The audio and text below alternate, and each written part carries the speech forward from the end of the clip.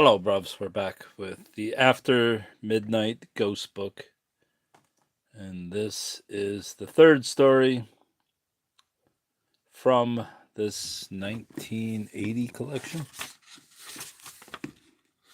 1981 Franklin Watts Publishing Collection.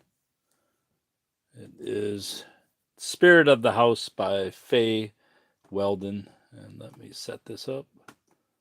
Then I will start. I'm sure you can set all this up pre-hand.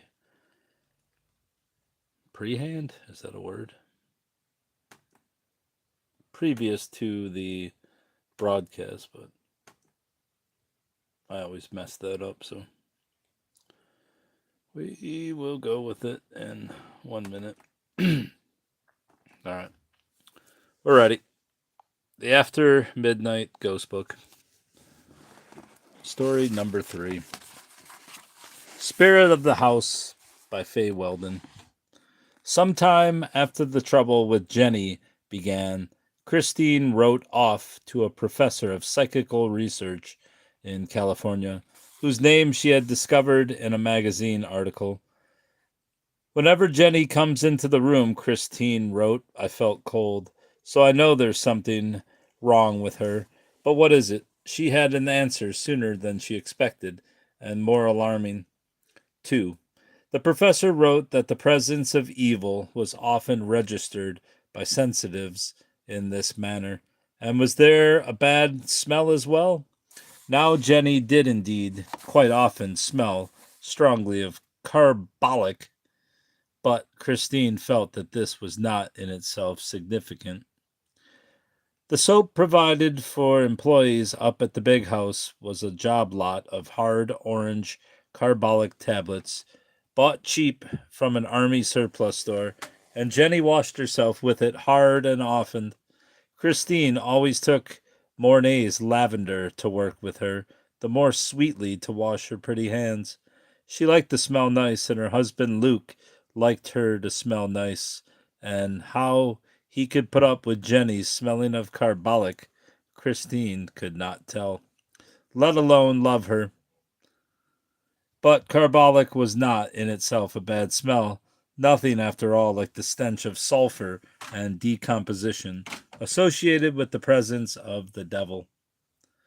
True enough, though, and bad enough that the feeling of cold wafted around Jenny like an odor. She could be said to smell cold. Christine discontinued her correspondence with the California professor for fear of discovering worse. She prayed instead. Dear God, let him get over her. Dear God, let her not harm the baby. Dear God, let them believe me. But a God seemed not to be listening. Luke went on loving Jenny. Jenny went on looking after baby Emmy, and no one believed Christine when she said that Jenny was not to be trusted. Christine had been married to Luke for 19 years.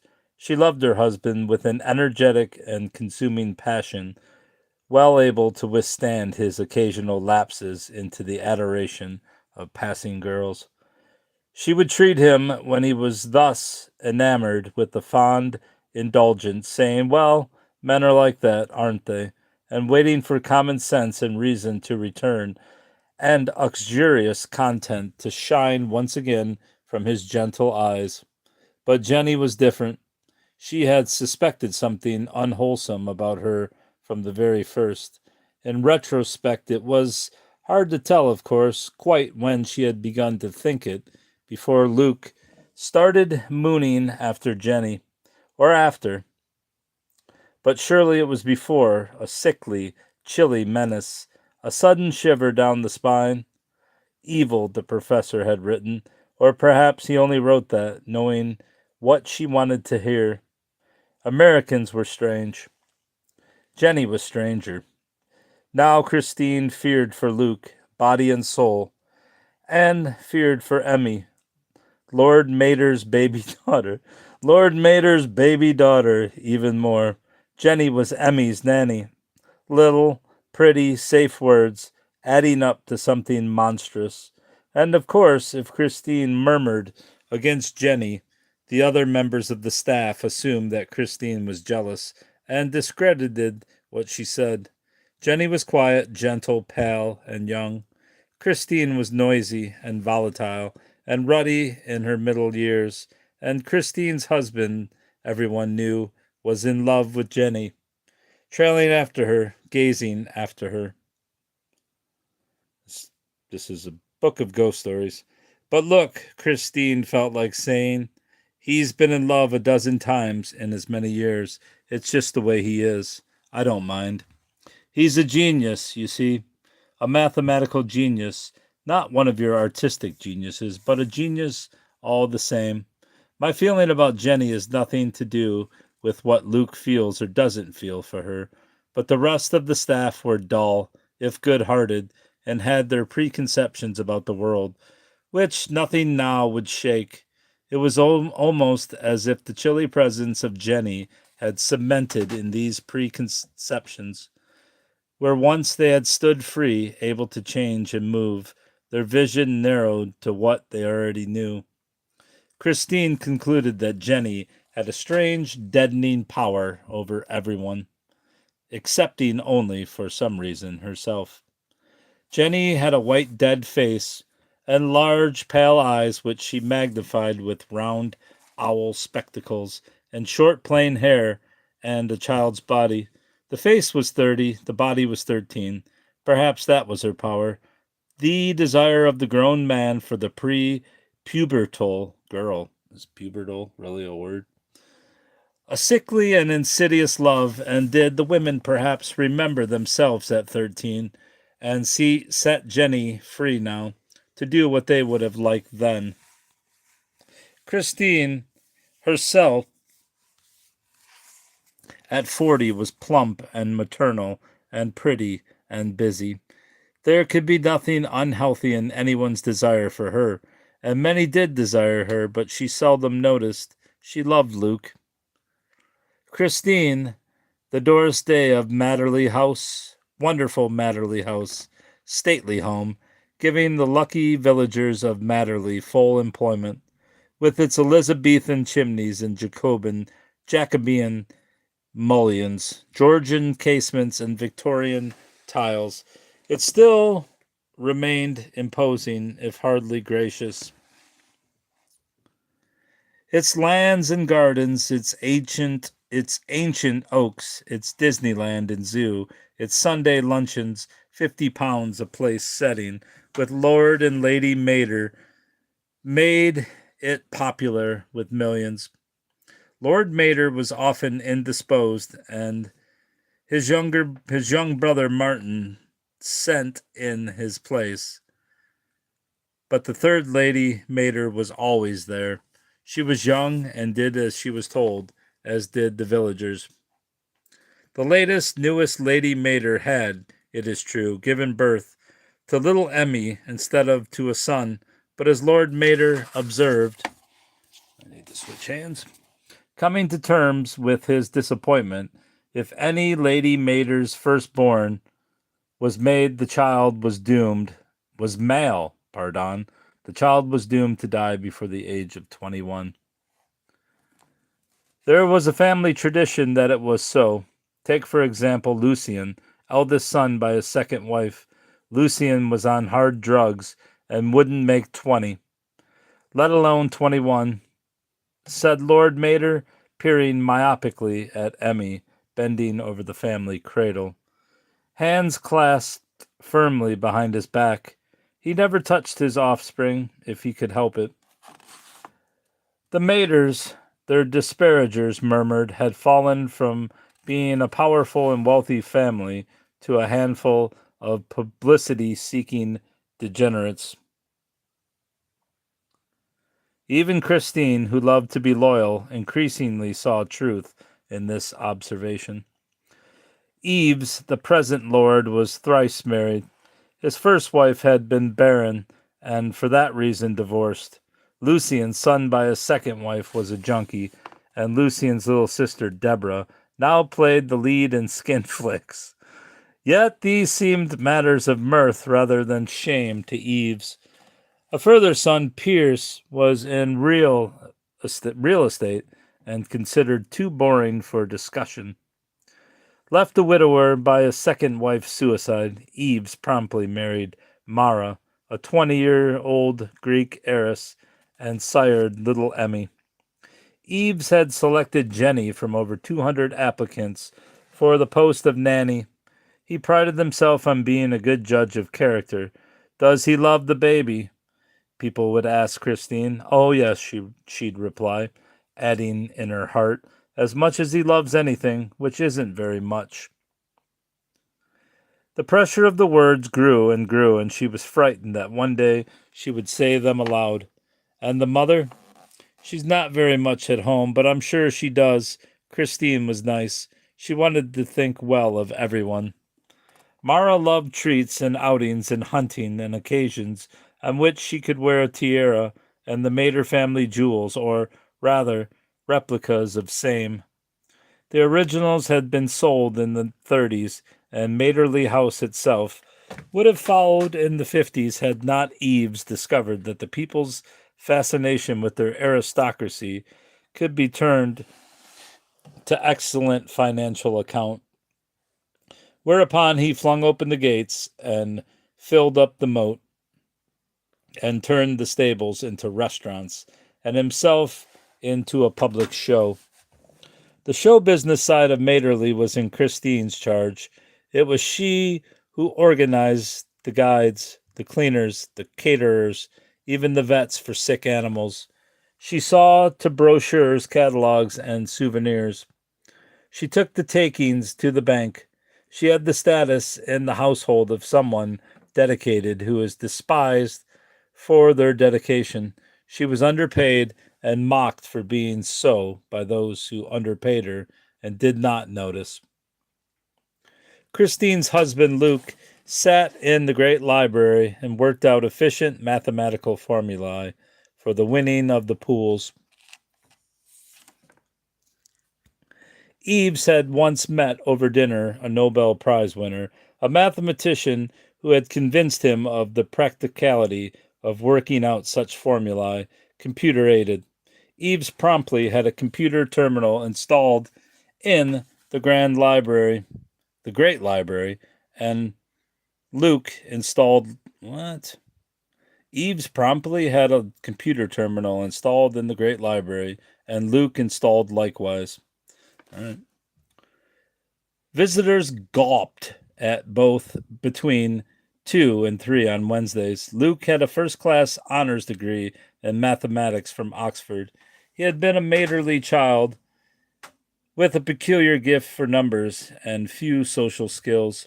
He had returned to the village, married to Christine, a girl from far away, to write textbooks for graduates, which he did slowly, with difficulty, and for very little money.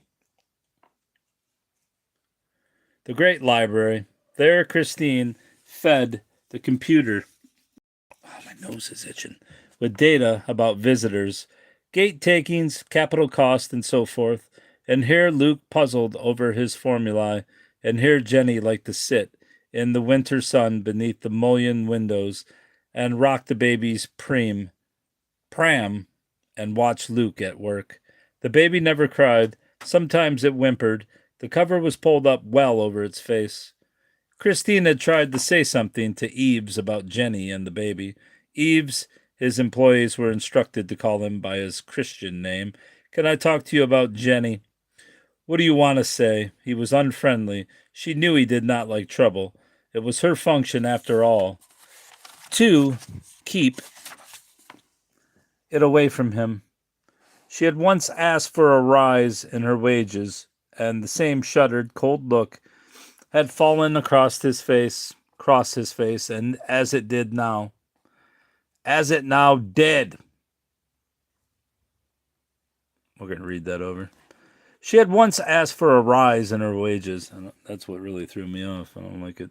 She had once asked for a rise in her wages, and the same shuttered, cold look had fallen across his face, as it now did when she wanted to talk about Jenny.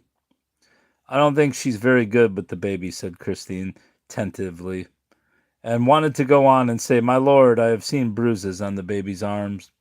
I don't like the way the baby whimpers instead of crying. I don't like the thinness of the baby's wrists. A baby's wrists should be chubby and creased, not bony. But she didn't speak. She hesitated, looking at his cold face, and was lost. You mean she's too good with your husband, Christine, was all Eve said. You sort out your own problems. Don't come running to me. Christine later that day came across Eves with Jenny. They were together in the library. He had his hands on her thin shoulders. He, who seldom touched anyone. What were they saying?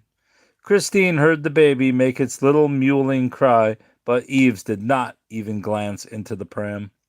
Christine said to Mrs. Scott, the housekeeper, I'm worried about that baby. I don't think she gets enough to eat. Mrs. Scott said, You don't know anything about babies. You've never had one. Jenny's a trained Norland nanny. She knows what she's doing. Jenny sat next to Mrs. Scott at the staff lunch that day. They seemed very companionable. Christine watched Luke watching Jenny being companionable with Mrs. Scott, and the staff watched Christine watching Luke watching Jenny and sniggered. Christine telephoned the Norland Nanny Organization, and they had no record of a Jenny Whitstone on their books. Christine watched Jenny hold the baby's bottle an inch or so from the baby's mouth so that the baby stopped whimpering and rooted with its mouth toward the warm, sweet smell and found it. And Christine watched Jenny tug out the bottle after the first few mouthfuls and put it back on the shelf. The baby moaned. What did you do that for? Asked Christine. I don't want the baby getting too fat, said Jenny. It's a terrible thing to be fat. And Jenny eyed Christine's plump form with cold distance. Luke stopped making love to Christine altogether. It wouldn't be fair to you, said Luke. How can I make love to you when I'm thinking of her? I wish I could, but I can't. Why do you love her? Begged Christine. But he didn't know, couldn't say. It seemed to Christine that Luke felt cold in bed, as if his flesh was dying. She spoke to the guides about Jenny at their Monday morning meeting, where such things were discussed as meal breaks, and the positioning of the silken ropes which guarded certain rooms and passages from the touch and view of ordinary people. Where did she come from? Christine asked. Does anyone know? No one seemed to. It was as if she had always been there, along with the house itself, along with the family, the worm, or whatever it was, that nibbled away at the souls of the rich, so that born angels, they grew up devils. For what could become of them but this, generation succeeding generation, heartless mothers, distant fathers, and the distress of this made light of by a surfeit of manners and money. The scale's all wrong, Christine said in her heart. The house is just too big for people. Life's battles, life's events, triumphs, and disasters all were rendered puny by the lofty ceilings. Words of love and grief alike, hate and joy, all were muted beneath the arching vaults of the great hall, were sopped up and made one by ancient paneling. The stair was too high for the child to climb or the old woman to descend. Marriages were lost in a bed so big it made passion trivial. The sexual act ridiculous under the cold eyes of ceiling cherubs. And animals, the love of dumb beasts put before the love of people, the death of a horse, marking the year more than the death of a child. Kennels always warmer than the nurseries, manners replacing morals. They're born like anyone else, Christine said in her heart, never aloud, and then I don't know what happens, but they end up monsters. So now it seemed to Christine the damage which little Emmy could expect in the course of the next 20 years was being, at the hands of Jenny, inflicted upon her in as many months. I know why you love her, she said presently to Luke. It's because she's the spirit of the house, and it's sickening and disgusting, and everyone loves it, except me. That isn't why I love her, said Luke, and if you feel like that about the house, why go on working here? What else could I do around here? There's no employment except at Materly. So, in spite of what she said, she stayed, and she knew she stayed because she too, like Luke, was still under the spell of the big house and felt honored by the company of Eves, whom she was privileged to call by his Christian name, and because she did not want to leave Emmy and Luke to the mercies of Jenny.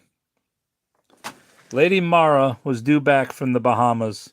The whole house gleamed with polish and glowed with flowers, but Emmy was listless and blinked a good deal and flinched and grizzled the day Lady Mara came back. She isn't very pretty, said Mara, disappointed, peering into the pram, and after that seldom asked to see the child at all. She rode to hounds a good deal. She rode to hounds a good deal. Must be a British phrase. Along with farmers and carpet manufacturers. I wish you wouldn't, complained Eves. Only the bourgeoisie go hunting these days. But Mara was regaining her spirit and learning how to do not what she was told, and she persisted, slashing at grasses with her riding crop, as if she'd like to slash at life itself. Presently, Christine came across Jenny in the great library. Jenny had taken Emmy, for once, out of her pram. Jenny stood there among 10,000 books. It's about what I have, buddy. Which were beautifully, mine aren't beautifully bound, but never read, turning her owl eyes up to where the sunlight glanced through the windows so that her spectacles dazzled and seemed to retain the blinding shine even when she turned her head out of the sunlight to face Christine.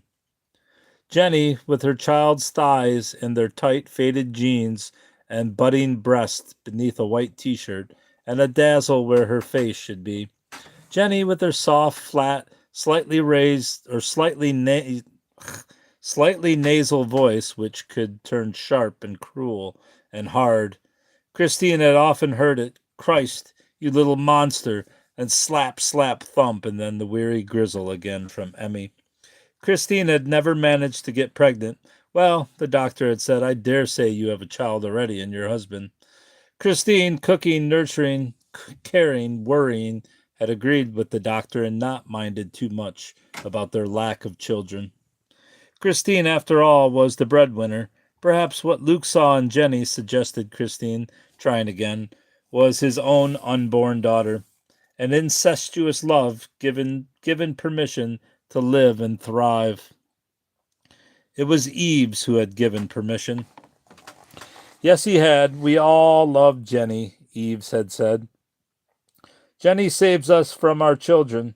Everyone except Christine. Everyone's look said, watching Christine, watching Luke, watching Jenny. Everyone loves Jenny. Christine tried Eves's younger brother Martin, born by cesarean, while his mother lay dying from an overdose of sleeping pills and whiskey. Self-inflicted. Martin was the estate manager at Materly, and kind and reliable by virtue of an inborn insensitivity to the world about him. When Eve spoke to Martin, it was in the same way he spoke to the upper servants, with a derisive politeness. Martin stuttered so that Christine's conversation with him took a long time, and she was busy, needed at the toll gate with new parking tickets. Sir, I don't think Jenny is what she says. She isn't a Norland nurse at all. I checked up. No one round here is what they claim to be, said Martin, sadly, and the baby is Lady Mara's business, not ours. Couldn't you say something to Eves? Not really, said Martin. If you feel strongly about it, say something yourself. I have, but he just got angry and wouldn't listen. The baby looks like any other baby to me, said Martin. Not that I know much about them. Of course, Martin was commonly known to be impotent, and one of his eyes turned inwards, a squint which had been left untreated in infancy, and so remained. Eves is a very good judge of character, said Martin. If he employed Jenny, she must be all right. The next day, Christine saw Jenny wheeling the baby in the grounds, and Martin was with her. Even Martin saying goodbye to Jenny, pecked her on the cheek, and she turned her face so that once again her glasses glinted and dazzled, and the space beneath the pram hood seemed black like the mouth of hell. When Jenny wheeled the baby into the kitchen that day, Christine bent to pick the baby up. Don't pick up the baby, said Jenny sharply. She's sleeping quietly. But to Christine, the baby looked not so much asleep as dead. And then an eyelash fluttered against the white cheek, and Christine knew she was wrong. She went on counting sandwiches, 200 ham, 100 cheese for the special Materly tea, $4 a head, served in the converted stable block. But how do you love her? Why do you love her? She knew that she was nagging. She couldn't help it. She kept Luke awake at night now, working away at the truth. It was only while he slept that his body grew cold, and the pain of his answers was preferable to the chilly numbness of his sleep. She knew that sleeping he drifted off somewhere away from her, over the safe surrounding walls of her love, and moth-like floated towards the chilly blinding light which used Jenny as its beacon.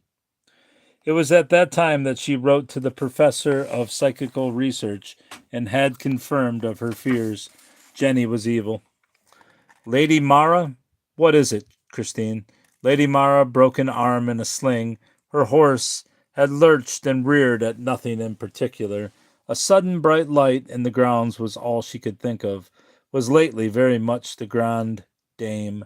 She would have bathed in ass's milk if she could. Lady Mara, I'm worried about the baby. The baby has nothing to do with you. You look after the visitors and let Jenny look after the baby.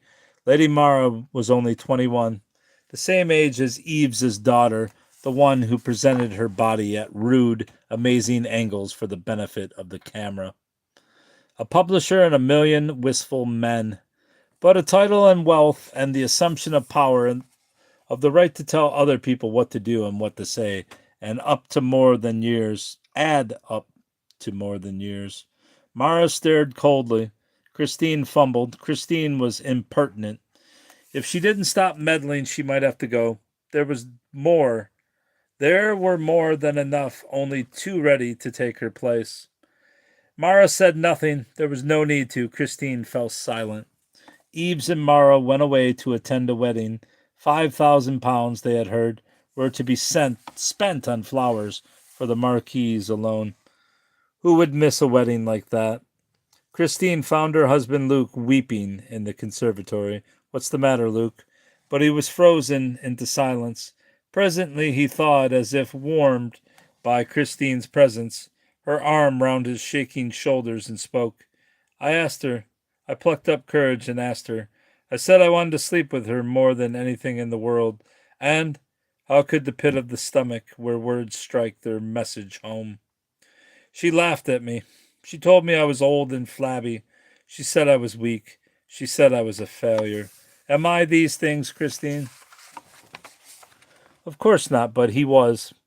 I have no right to do this to you, Christine, he cried again in her maternal arms, but I love her more than ever.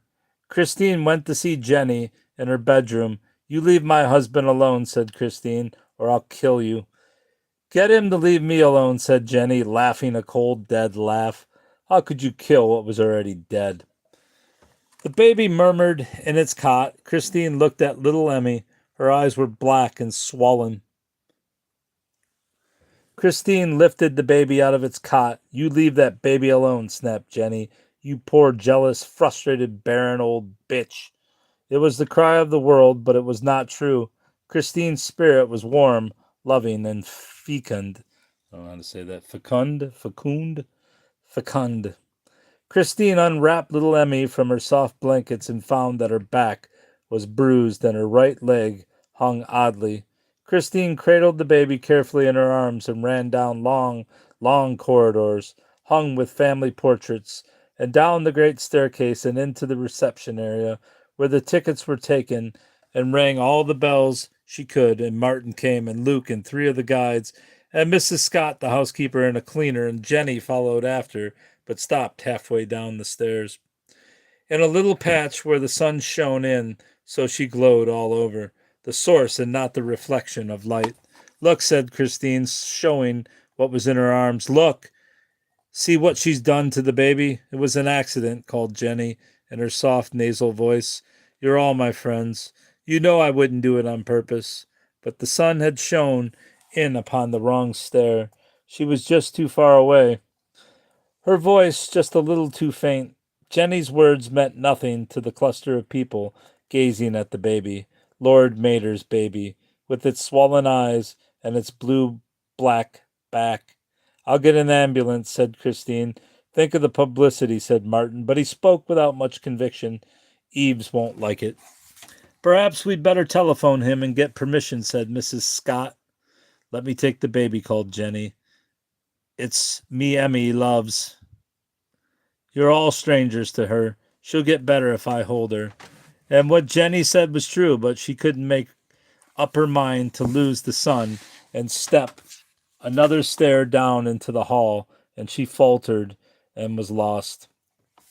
Martin rang Eves. Christine had his number. Flicked through her efficient files and found it at once. Eve, said Martin, stuttering his message out, you better come back here. The baby's got a bruise on its back. How big a bruise? Big as a sixpence? Bigger. Big as a half a crown? A fiver wouldn't cover it, said Martin. Christine thinks we should call an ambulance. Christine would, said Eve sourly. We'll stop her. We'll be right back. But Christine called the ambulance all the same. They took the baby away, and just as well, because Eves and Mara didn't return until the next day. Emmy had a fractured skull, 2 broken ribs, a broken thigh, and a damaged kidney, but they patched her up quite well and returned her after 8 weeks looking quite pretty, so that her mother picked her up and murmured endearments and nuzzled into her baby neck. And fortunately, Emmy smiled at that moment and didn't cry, which would have spoiled everything. Christine lost her job, and Eves abandoned his hopes of breaking the great proletariat pools swindle and fired Luke, too. You'd think they'd be grateful for my saving their baby, said Christine, but the upper classes are just plain twisted. The Greeks used to kill the bearer of bad news, said Luke, so think yourself lucky. The sight of the damaged baby had made him fall out of love with Jenny, and now he slept warm at night. And Christine beside him. Jenny did not lose her job, but she was no longer allowed to look after the baby. For a time she did what Christine had been doing, for twice the money and with the help of an assistant. What a great judge of character Eves is, said Christine sourly. Everyone she asked, and as she did, everyone agreed with her. The Maters were degenerate and decadent. She could say the words aloud now, not just in her heart. Later she heard that Jenny had taken another post as nanny to 2 little boys whose mother had died, and that Eves had written her an excellent reference. Your employees reflect back on you, said Luke. That's what it is. Christine wondered whether to telephone the father of the 2 little boys and warn him, but knew she would never be believed, and perhaps, who was to say, there was someone like her in every little pocket of the world. Someone to save while others destroyed or looked away. Where any went, there would be someone like Christine. I loved her because she was evil, said Luke, at last, explaining. She anesthetized my moral nerve endings, and that was wonderful. And you were right. She was the spirit of the house. That was not a ghost story. What kind of bullshit was that? The After Midnight Ghost Book.